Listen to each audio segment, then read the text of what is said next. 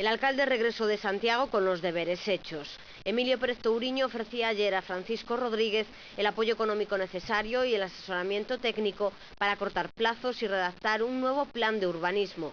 Política Territorial asumirá el 50% del coste de la redacción. Os problemas que lle trasladei ao presidente da Xunta encontrei nel unha vontade expresa de colaboración, de compromiso, de vontade política con Ourense.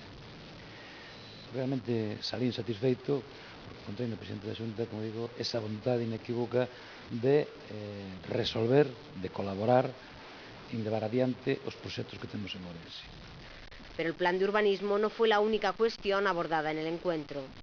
Falamos de infraestructuras, falamos de unha serie de convenios, e, en definitiva, falamos dos grandes retos que ten Ourense nos próximos anos e aí o máis relevante, sen entrar a pormenorizar un a un, é basicamente ese apoio que temos do presidente, o cual eu, en nome de Ourense, quero agradecer porque encontrei esa resposta a todas esas cuestións que lle plantexamos.